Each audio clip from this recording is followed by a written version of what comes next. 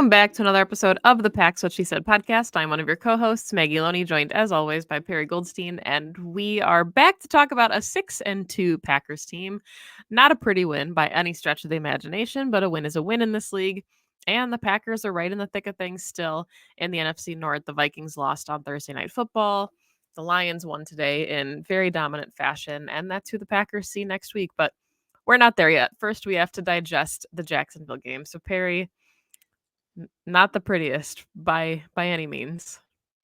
No. And it's hard to say like what this would have looked like if Love hadn't gotten hurt at literally the very beginning of this game, because for the first half, when he was trying to play through it, he clearly wasn't 100%, and they were most definitely game planning around the fact that he was immobile and couldn't really step into his throws. And then it became very clear in the second half when he just fully took himself out of the game pretty much. And I think when a player does that, like they're just like really not feeling well, that this was going to be a Malik Willis game. And then, you're kind of just throwing like not the entire game plan out the window, but you're changing it up a little bit, quite a bit for a new quarterback. So again, like kind of hard to evaluate because going into this, I think you and I were like, this should be a big dominant statement win against a very bad team. And that's not what this was, but hard to have a big dominant statement win without your starting quarterback 100%.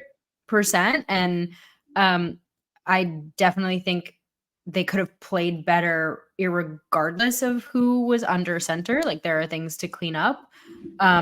But a win is a win in this situation, and there's plenty of good to take away from this game. I think my biggest takeaway is that the Packers are 6-2 without playing their best football. Like by any stretch of the imagination, they're not playing their best football. So the fact that they could get even better and they're still finding ways to win football games and are clearly a quite resilient group of guys should say a lot about what they can do down the stretch. Yeah, I mean, I think the difficult part for all of this, unfortunately, is that yes, the Packers are 6-2. Malik Willis 3-0 in his appearances. Well, I guess technically you don't count the Eagles game that last second, but in the games he's had to come in and actually play a ton, 3-0. So really impressive to be able to come in, like you said, with the game plan. It's not like they had all week to prepare for Malik to be the starter. So for LaFleur to be able to kind of game plan on the fly around him, it's really impressive. And like you said, I mean, it was almost a half of football, so it's not like he was coming in for the final couple drives in garbage time. It was, they were down at some point, and he had to put the team on his back with the help of guys like Josh Jacobs, who we'll talk about. But yeah, just really unfortunate timing. We talked about, the Lions game next week. Can't look past the Jags, but that is going to be the game of the season at this point. And now it sounds like Jordan Love may or may not be available for that one. So we'll get there. Obviously, we'll talk about it, especially as we learn more about the injury. But tough day for injuries all around. Evan Williams, of course, getting hurt, changed the defense with the hamstring injury. Yeah. And then Jair on the last touchdown. Haven't seen anything about that, but looked like he came up limping. So hopefully it was just in the moment and he's okay. But can't afford to be losing key pieces on either side of the ball. And unfortunately, the Packers lost some of their best players on both sides of the ball today. Yeah, which again sucks because they got Devonte Wyatt back, which I think by all accounts today was huge, given that he, picked up the fumble and put the Packers in really great position to score a touchdown. That Malik Willis, very easy Tucker Kraft touchdown. Still have Quay Walker out, although, I mean, maybe we can talk about how well the linebackers still played without Quay Walker, but you don't want to be stacking key injuries, to your point, especially at this point in the season. They do have their week 10 bye coming up, so there's like a glimmer of hope in terms of like a break on the body, but still like you want to be like extra rested during that week. So just not, Jacksonville seems to be a little bit of a house of horrors for the Packers the last few times they've played there. So just good to see them leave this with a win. I know you and I were talking during the second half as we talk throughout the whole game normally. But just saying, like, Josh Jacobs was running with a full head of steam. It was good to see them lean on him in this game. I think he is I mean, they have so many playmakers, but him and Kraft and Dobbs are consistently coming up with important plays in big moments. I know Jaden Reed had like that big catch to at the end to seal the game-winning field goal as well. But I think from a start to finish standpoint, those three every week in and out are always doing what they need to do. And we were saying, the Packers had time of possession. Like, they dominated this game, really, and the score just never reflected it.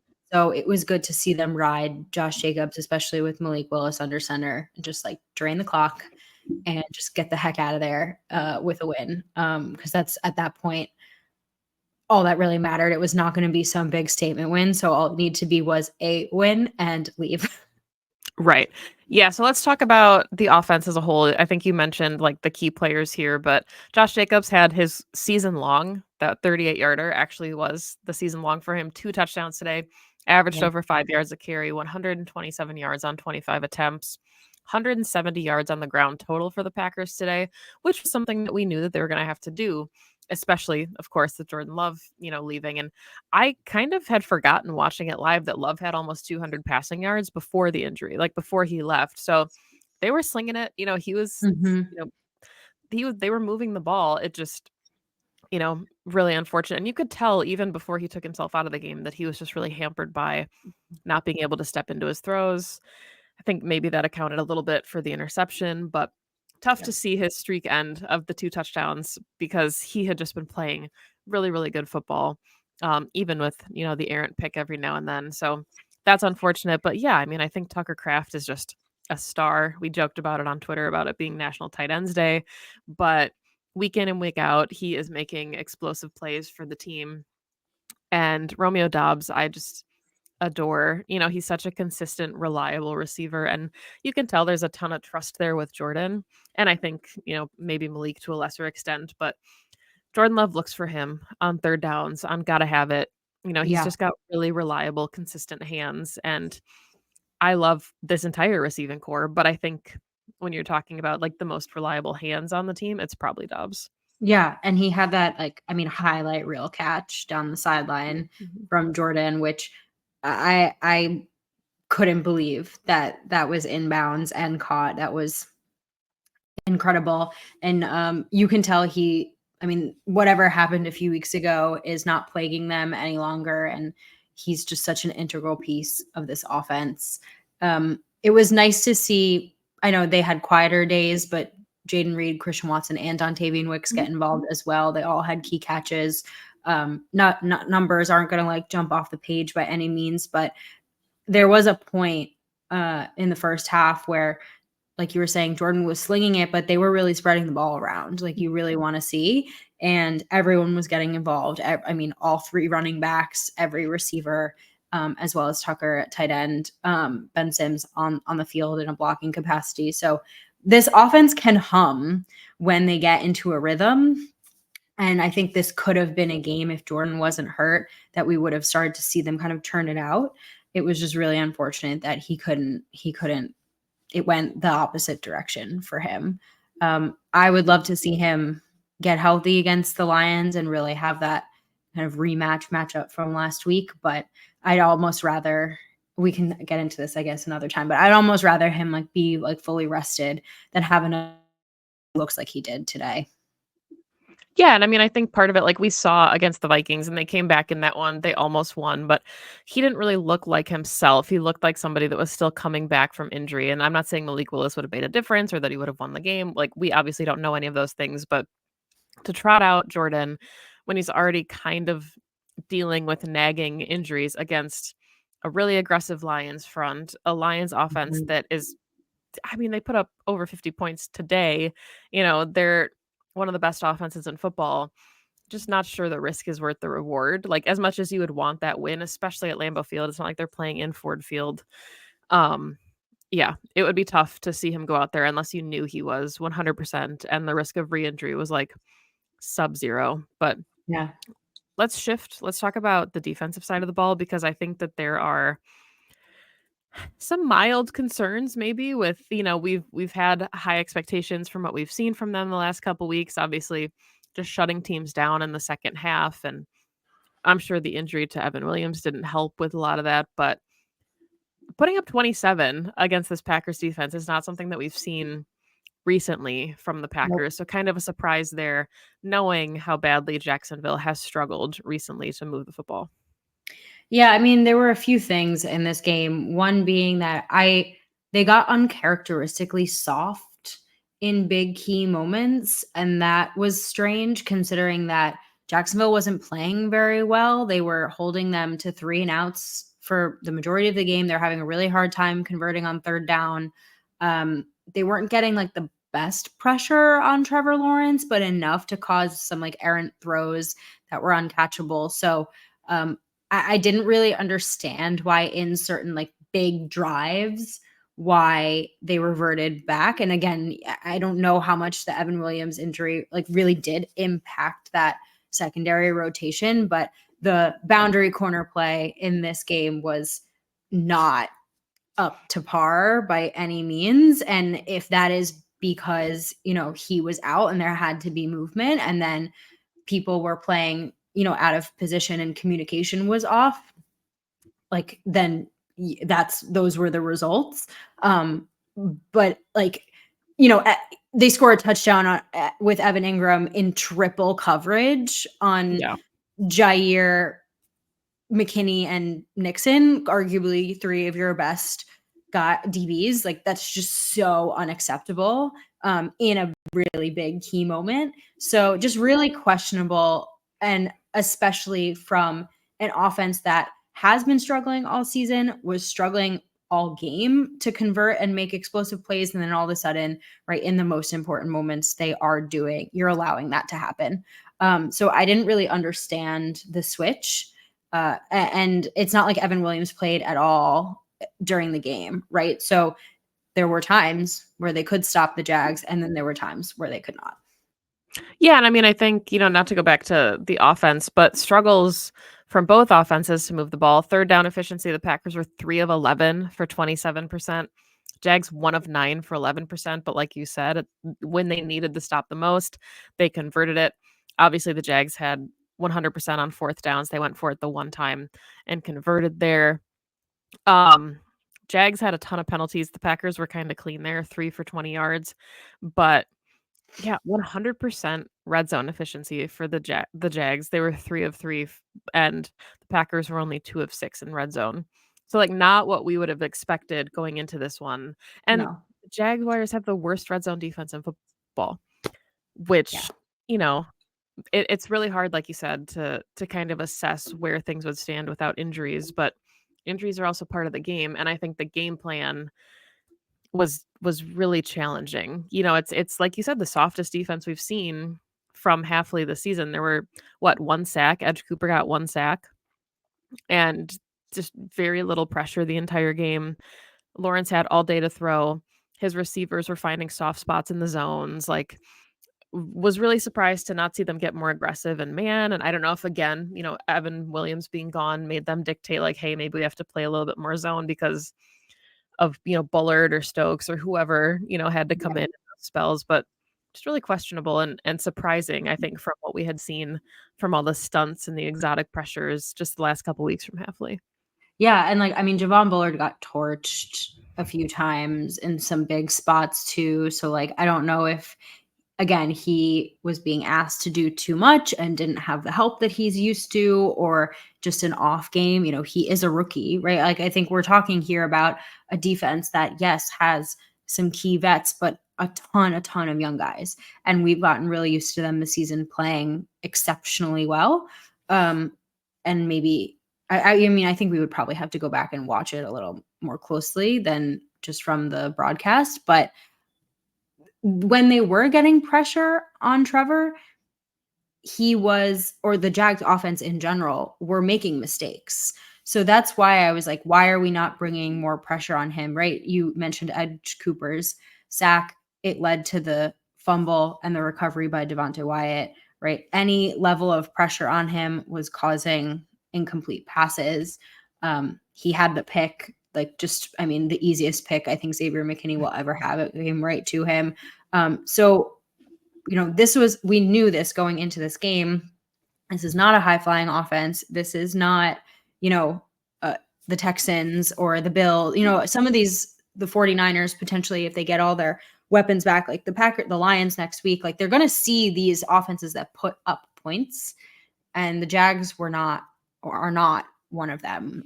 They were averaging 20 points a game before this. So they put up more than their average against the Packers defense, who has been very stout and very good at clamping down on offenses, especially in the second half. And they especially didn't do that in this game when they really needed to when Malik came in. So just like uncharacteristic and strange.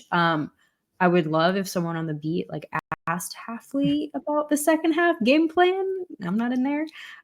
But in the same token, I did feel like the defense did what they needed to do for the majority of the game.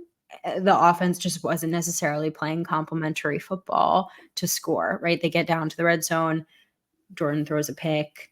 They're holding them to 3 and outs consistently, and the offense had a lot of trouble scoring. So I mean, at some point the brakes fall off. Exactly. It's so situational, and like you can't necessarily ask the defense. I mean, I guess you can. You should expect them to, and I'm sure that the players would say this, but expecting them to hold you off for the whole game is a lot. Yeah, and I mean the Packers did have time of possession 34 minutes to like 26 minutes, but still they're playing in Jacksonville. It's like 80 something degrees. Your defense gets gassed, and I think we saw it on both sides. And fortunately, like you said, the Packers were able to make up for that at the end with Malik and Jaden Reed kind of connecting. And also kudos to Chris Brooks for being, on the cusp of his first NFL touchdown and having the wherewithal to slide and not get into the end zone. Cannot imagine what that was like for him to in that moment. But yeah, I mean, the Packers did enough.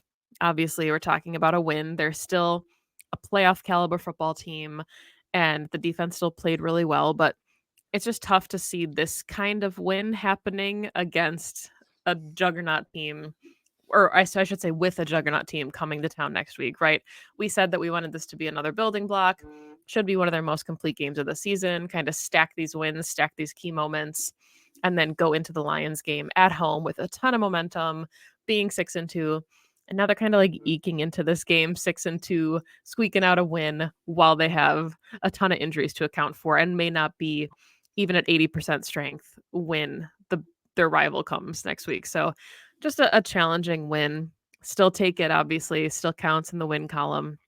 They all count the same and they all matter, but just a tough win to feel excited about, knowing what happened with all the injuries. I agree with you. I'm with you. And again, like 6-2, especially in this division right now, every win matters. Vikings lost. You mentioned the Bears, as we're recording this, are losing against the Commanders. So it's really important no matter what, like it's in the win column. But if you are the Packers and you want to be pushing deep, and we knew that eventually the NFC North would shake out the way it is at the moment, with the Packers and the Lions fighting for the top of the division. And right now, the Lions look like the top of the division, and the Packers are flashing, but not playing quite at their best. So they need to start putting together some games where they're beating down on lesser opponents. Like that's what this game should have been, and it wasn't. Yeah, I mean, especially when you see the Lions doing the same thing to the Titans. Exactly. Right. So, yeah. All right. Any final thoughts, any players that you want to acknowledge before we wrap this one up? Anyone that I think we kind of are in agreement on the game balls, right? Josh Jacobs, Tucker Kraft, Romeo Dobbs, Malik Willis maybe could get a game ball for coming in and leading that drive. Xavier McKinney can have one for his interception. Edge Cooper probably gets one. But yeah, anyone that we're missing, or maybe Brandon McManus for his second. I was going to say, yeah, I mean, it's nice to have consistent kicking now. He's 3 for 3. They put him in easy positions, right? As long as it was 38, but hey, we will take it. I am not, it's a walk-off win 2 weeks in a row for him. So thank you, Brandon McManus. I don't know. I think we covered everything, other than I'd really like to see more out of the pass rush yet again. They looked so good against the Texans, and yet here we are, quiet. quiet in the next week. But we will talk about, how that may or may not affect Jared Goff in the coming week, because he's been very good when pressured this year. Yeah, game balls, I'd probably give another one to Edge Cooper. He just looks so fantastic. Especially stepping in as the number one pretty much every down linebacker with Quay out with a concussion. Really hasn't missed a beat at all. Him and Eric Wilson just, top of the team in tackles today. Like we already mentioned, he had the big sack, big play, but just, going after a receiver and causing a PBU, come on, man. So athletic. So athletic. So, yeah, the guys are there. The dogs are there. They just, they got to just start scoring more points, I think. Yeah. So we'll see. We'll be back later this week with a special guest to talk about Packers Lions. Going to be a ton of fun. We'll see how fun it is for the Packers, depending on who's available. Kind of one that we're gritting our teeth for. But again, Packers eked this one out with a win. Enjoy Victory Sunday and Victory Monday, even if it wasn't pretty. Ugly wins count the exact same. So thank you as always for listening to this show. You can find us on Twitter at PWSS Podcast, Perry at Perry_Goldstein, me at Maggie J. Loney. If you're watching or listening on YouTube, please give us a subscribe if you don't already. Like the show. It really helps us out. And if you're listening to the audio format on Spotify or everywhere else you get your favorite podcasts, you can support us there as well. So thank you so much. Look out for that special episode this week coming with a very special guest of ours. And go Pack Go. Go Pack Go.